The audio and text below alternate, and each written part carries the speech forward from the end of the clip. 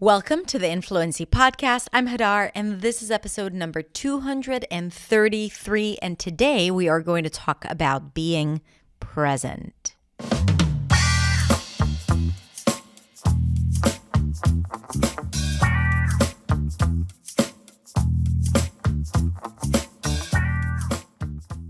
Hey everyone, welcome to the Influency Podcast. If you're here, that means that you are in fluency, in motion, incredible. I'm Hadar, your host, and if this is the first time that you are tuning in, or maybe the second time, and you have no idea who I am, let me introduce myself. I'm Hadar. I'm a speech and fluency coach. And my job in this world is to help you understand how you can communicate with freedom and clarity and confidence in English. I'm a native speaker of English, and I'm going to be sharing with you everything that I've learned along the way about this whole business called English speaking. And I go way past the language. So while I do talk about grammar every now and then, and I definitely talk about pronunciation, I also talk about the language overall, the holistic experience of speaking in English and finding fluency. And a lot of it has to do with habits and with mindset and with how you think about yourself in English and all of that good stuff. So you can just browse through the different episodes or go to hadarshemesh.com to see how else I can help you. There are a lot of free resources there that you can download and get started today. That's it. Thank you so much for being here and have a great day. I'm kidding. Let's talk about today's topic, which is being present. I had a different topic for today, but I was in this interesting session with this woman. I don't know how to call her, like a therapist or a consultant or a woman with many different skills. And I met her for the first time, and we had a conversation about different things and about life. And I told her that recently I've been having these back pains as I was sitting, and I said, listen, I sit a lot at my work, and I feel that, this is pressure that I'm feeling. And she said, do you think it's a good idea for you to be present? And I'm like, of course it's a good idea. And then she said, think about it again. I want you to take a minute and to think about it. And I said, yes, it's a good idea for me to be present. I'm not saying that I am present, but it's definitely a good idea. And she said, good, sit with that thought for a little bit. Create that possibility first for yourself. And I thought that it was really interesting because she didn't tell me I need to be more present. Right? It wasn't this definitive mantra that she wanted me to have. I'm going to come back to the back pain in a second. This was really the flow of the conversation. And I was like, how is that related to my back pain? And she said, having a thought in your head that is the possibility, right? The thought that this is something that could be good for you, without you having to do it, is something that is good to get started with. And being present is definitely something that I struggle with personally. It's just between you and me, right? There's a lot going on in life, right? Everything, life, family, social media, the business, thoughts about English, my students. So many things occupy my mind on a day-to-day basis, on a momentary basis. And also, I've already recognized that. I think I talked about it on the podcast where, Sometimes when you get so stressed out or really busy or really like insecure or scared about things, then I tend to do, and I think, you may relate to that too. What I tend to do is to hide or to run away from that emotion because it's not a good emotion to feel. Like no one wants to feel stressed. So what do? We soothe the stress or pain or fear by doing something that totally gets our mind off what we are thinking or experiencing. And that thing could be food, could be TV. For me, it's definitely my phone, social media, WhatsApp, connecting with people. And yeah, I can always say it's really important for my business because it's important for me to stay connected with my audience. And this is a good opportunity to tell you that I do connect with you guys, with my audience, on Instagram at hadar.accentsway if you're not following me just yet. And then I can blame you for keeping me distracted. No, I'm kidding. But yes, I do connect with my students and my followers. So it's really important to me. But I don't have to do it every time things get a little hard. Because when I do that, I'm not dealing with what it is that I'm feeling right now, whether it's the fear or the stress or, like doing the work that is boring. And the result is that when things get hard or boring, life can get boring when you have all of these different distractions and, information and opportunities out there. Then we tend to think about everything that is not the here and now. And don't worry, it is going to connect A, to my back, and B, to English. I promise. So, distractions, right? We do tend to not distract ourselves, but just go into something that is soothing, that is calming, that is familiar, that is validating, that is a no-brainer, right? You don't have to think. No hard thoughts are happening when you are watching YouTube or when you are scrolling through social media. And that prevents us from being right here, right now with our emotions and with what's happening, with the boredom even. My partner, Gil, always gets angry at me. He's like, you never let yourself get bored. Just be there and think about something. Because I'm like trying to be active and proactive. And like, if I have a minute here, I'm going to do a bunch of things, while I'm doing it. I'm going to text my team and I'm going to respond to some comments. It's like, just be and be bored. It's okay. It's like, bored? I cannot be bored. I have a lot of things to do. But, with boredom comes first peace of mind. And, sometimes new ideas, but also you're more connected to the here and now, and to your emotions, even if it's boredom or worry that could come up for some people. I'm pointing at myself right now when I'm bored. So to make a long story short, I do tend to not be very present when, I'm in this in-between time, right? Of course, when I'm coaching. When I'm speaking to my daughters or being with them or playing with them, I'm with them. But in the in-between time or when things get hard, especially at work, I tend to distract myself and then I'm not present. Now, back to my back pain, what she said is that sometimes, it's kind of a reflection of where I want to be. Now, it's a little woo-woo spiritual thingy, like she just had that thought and she shared it with me. So it was interesting. But she said that like sometimes it's kind of like my body doesn't know if I'm here or there. Where am I right now? So she gave me a few breathing tips and kind of like, some exercises to do, which I like.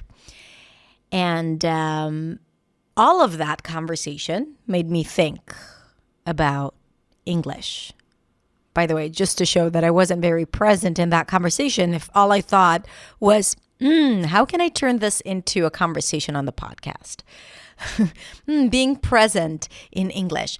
Now, no, I'm kidding. It's something that I've been meaning and wanting to talk to you about for a while, because here's the thing, and I can totally attest that this is something that was happening to me for many, many years. When speaking in English, we tend to not be present at all with the person we're speaking to. And it's so funny because one of the biggest fears of people, speakers of English as a second language, is to not understand others. So that, someone would say something to you and you'd be like, I don't know what you just said, and not know how to respond. That came up when I did the survey in my community. That came up as one of the biggest fears, even more than being judged, right? Because not understanding something has this association with a very awkward moment and, feeling incompetent, feeling unintelligent, and all of that, good stuff. Now, that fear of not understanding someone is caused because a lot of times we're not fully present and listening, because we're so consumed with the thought of what's going to happen if I don't understand this person, or what am I going to say right after what they are saying? Let me think about it. How am I going to phrase it? How am I going to finish that thought? What am I going to say? What's the word I'm looking for? How to make sure not to make that sound. So you're like thinking a lot about you and your English instead of just being there in the conversation, talking to the person, listening, really listening. Now, I don't blame you. We tend to do that even when the language is not a barrier. We tend to be so consumed in our own thoughts or about other things, other people, other situations, what I have to do later on today, what I haven't done yesterday, and that is even more the case when it's your second language, because then we have all those language thoughts. Criticism. That was not very good, right? So really think about it. Anyway, we are like a distracted generation. We don't fully pay attention to what's happening around us. And when communicating in English, tell me the truth. I have a feeling I'm right. You are more likely to think about yourself, what you're going to say right after, how you're going to answer so that you come out good, or just the fear of, what if I don't understand? What's going to happen? What am I going to do? And all of these thoughts are keeping your brain busy. So not only that you're more likely to not understand the person because you're not really paying attention, but also, again, you're not enjoying this idea of communicating with others, which is just two people exchanging ideas and thoughts and energy and emotions. And that is such a waste. First of all, it doesn't do any good to your English. When you're not present, when you're not like ready for that back and forth, it's not, you're not going to be more fluent if you think about what you're going to say. I remember that when I was a young kid, I had this recital, and there was a part in the recital, in the piece that I had to play. It was a Chopin waltz. And there was a part that I always got confused. Till this day, I get it confused. I think I just learned it with the confusion. And I remember playing it in my head again and again and again, like what my fingers need to do, how it's going to sound like. And I got so obsessed about it. First of all, I wasn't present to listen to all the other students, which was not a huge loss, I have to say. I was pretty terrible too. So I'm just saying, it's like, very young kids playing on piano after 3 months of learning it in front of 50 people. You can imagine what this must have been like. So I was not present, but then when I did get to play, it did not really help. I still messed it up. So the moral here, it does not matter. It doesn't matter how much you plan. You're going to get asked something else. You're going to start saying it and something else will come up, or the words are going to come out differently. So what's the point of planning anyway if it's not helping you?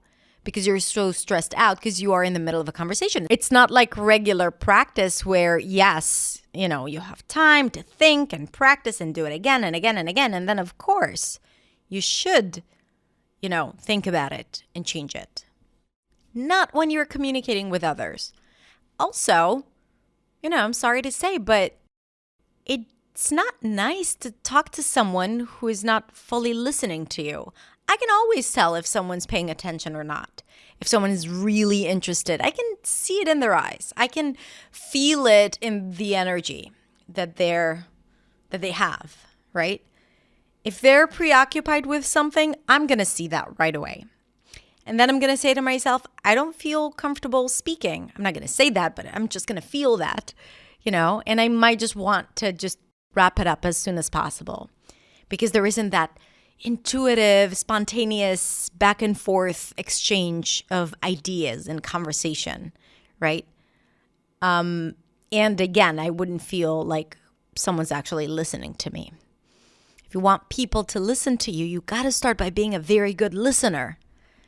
And while some of you are excellent listeners, I have no doubt, and I tend to attract a lot of introverts too. I'm an introvert, so I totally get what that feels like to communicate in a second language and, being an introvert and sometimes shy introverts.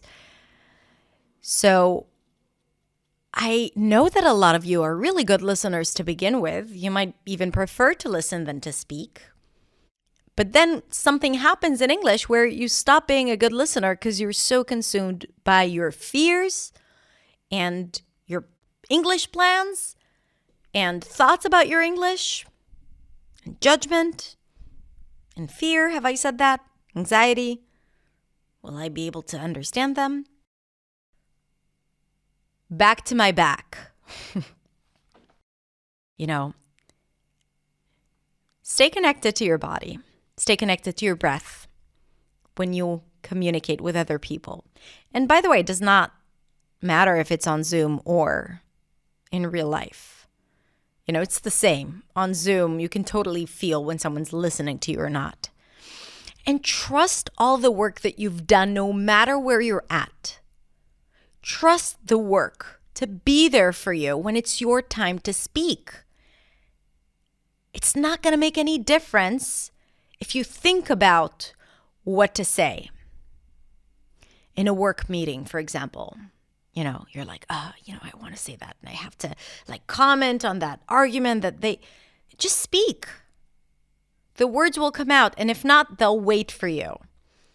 But it's so important to just, the moment you walk into a conversation, you just put everything at the entrance of the door. And you walk into that room without the thoughts and fears and ideas. Come back to it later, but just be fully present.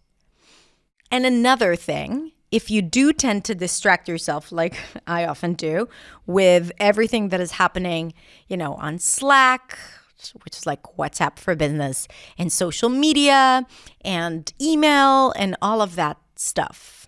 If you do tend to do that and you have a conversation, try to give yourself a few minutes of peace, of not thinking about a million different things, and try to kind of center yourself and be present and think about your back and your belly and your breathing.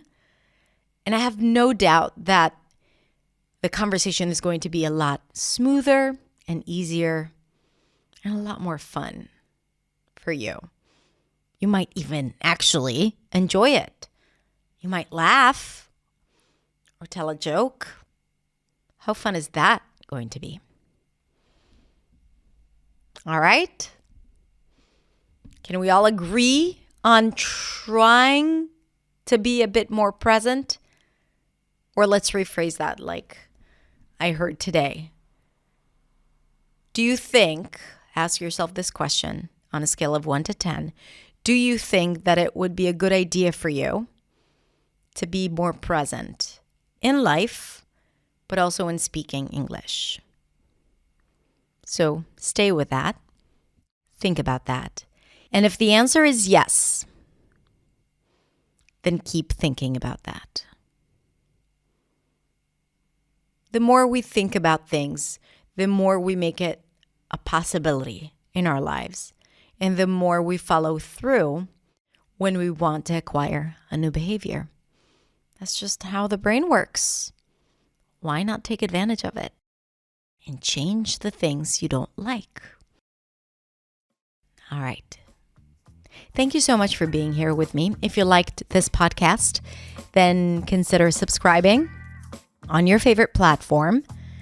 And also, if you really liked this episode, you can rate and review the podcast. Tell me what you think and allow/help more people learn about this podcast so it can help them like it helps you. And that would help me. So let's all help each other. Thank you so much. Have a beautiful, beautiful rest of the day. Come say hi on Instagram at hadar.accentsway or check out my website at hadarshamish.com for a lot of free stuff that you can get started with today. Have a beautiful, beautiful rest of the day, and I'll see you or talk to you next time.